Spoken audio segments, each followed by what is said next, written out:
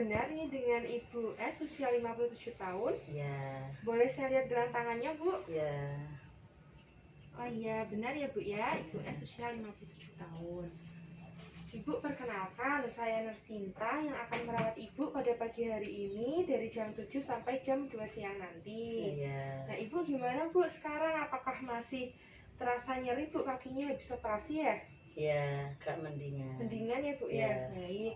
Nah, jadi begini, Bu, Ibu kan habis operasi patah tulang, Ya. terus Ibu memiliki penyakit osteoporosis. Nah, Ya. hari ini saya akan memberikan edukasi atau memberikan informasi kepada Ibu terkait dengan penyakit osteoporosis. Ya. Nah, nanti untuk waktunya kira-kira 10 menit saja, Ibu. Apakah Ibu bersedia? Bersedia. Baik, kalau begitu ini saya tutup tirainya dulu ya, Bu. Ya. Ibu, saya boleh duduk di sini? Ya, Mbak.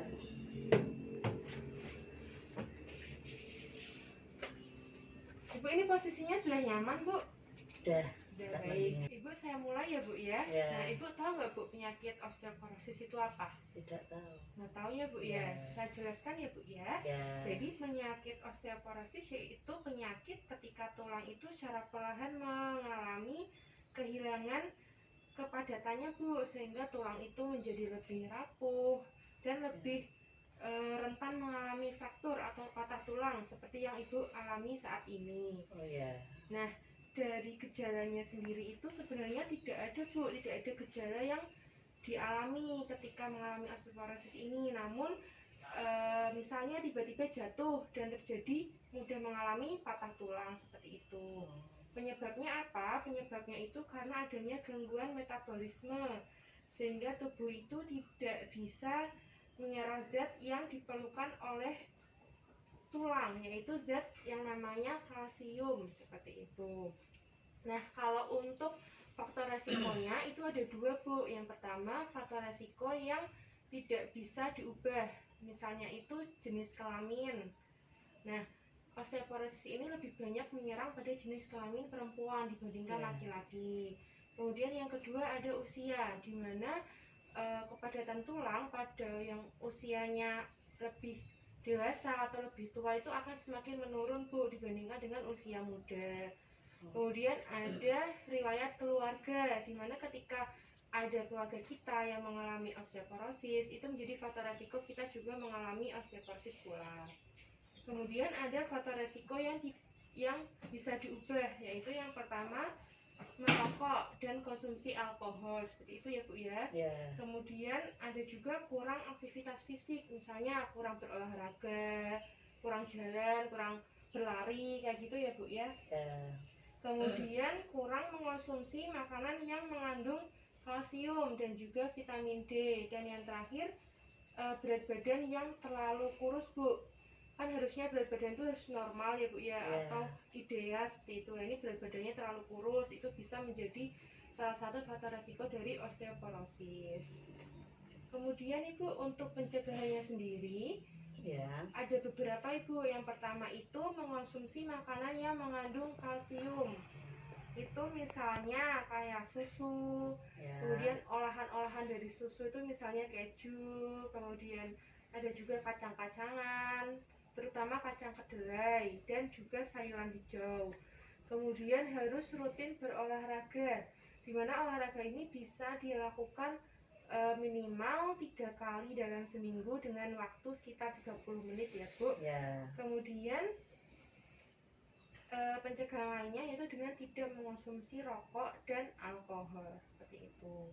Terus ini di sini saya ada beberapa makanan yang dianjurkan untuk dikonsumsi untuk pencegahan dari osteoporosis ini. Yang pertama itu ada yang saya sebutkan tadi, Bu, ada susu dan olahannya, misalnya kayak keju kayak gitu ya, Bu ya. Dimana susu ini merupakan makanan yang memiliki kandungan kalsium paling tinggi, Bu, dibandingkan dengan makanan lainnya. Kemudian ada sayuran hijau. Sayuran hijau itu misalnya kayak bayam, sawi, brokoli, kayak gitu ya, Bu ya, yang memiliki kandungan vitamin C tinggi yang bisa memproduksi sel-sel dalam pembentukan tulang. Kemudian ada juga kacang kedelai dan olahannya itu misal kayak tahu seperti itu ya, Bu ya. Dimana tahu ini memiliki kandungan kalsium dan zat besi yang bisa membantu dalam kepadatan tulang. Dan yang terakhir ada ikan, terutama ikan sarden Bu, atau ikan yang agak mahal dikit Bu, ikan salmon itu juga Ya. bagus banget Bu, karena memiliki kandungan omega 3 dan kalsium yang baik untuk tulang. Sementara itu kan makanan yang dianjurkan ya Bu ya, ada juga makanan yang tidak dianjurkan, yaitu yang pertama ada makanan yang mengandung tinggi garam, dimana ketika kita mengonsumsi banyak garam itu bisa menyebabkan kalsium dalam tubuh itu terbuang melalui ginjal. Kemudian ada juga makanan yang tinggi gula, dimana gula itu bisa menyebabkan atau memperparah terjadinya osteoporosis. Kemudian juga ada minuman yang bersoda, dimana minuman bersoda itu mengandung fosfor yang bisa menghilangkan kandungan kalsium juga di dalam darah. Kemudian ada kafein, alkohol, dan daging merah Bu, dimana kafein, alkohol itu bisa menyebabkan pengeroposan tulang, sedangkan daging merah itu memiliki kandungan zat yang juga bisa menyebabkan pelepasan kalsium di dalam darah. Nah seperti itu ya Bu ya. Ya.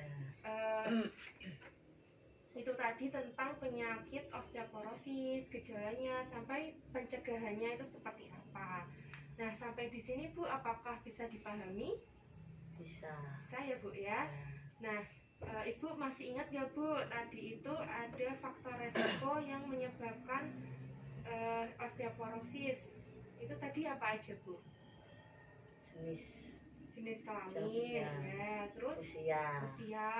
Oke, terus apa lagi Bu? Kurang berolahraga. Ya baik. Terus kalau untuk pencegahannya Bu, kira-kira apa yang bisa dilakukan? Banyak olahraga ya. Terus jalan-jalan. Terus mengonsumsi makanan yang tinggi kalsium ya Bu ya. Contohnya tadi apa? Tahu, tempe, ikan. Ya ikan. Oke, benar ya Bu ya. Oke Ibu, alhamdulillah sudah bisa memahami ya Bu ya yang saya jelaskan. Nah sampai di sini apakah ada yang ditanyakan Ibu? Ya udah Mbak. Ya ada ya Bu ya. Oke baik, kalau begitu karena ini waktunya sudah habis ya Bu ya. Ini saya permisi dulu ya Bu ya. Nanti apabila Ibu ada sesuatu yang membutuhkan bantuan dari kami, nanti bisa memencet tombol ya Bu ya di sebelah sini. Baik Ibu, saya cukupkan ya Bu ya. Selamat siang Ibu, terima kasih.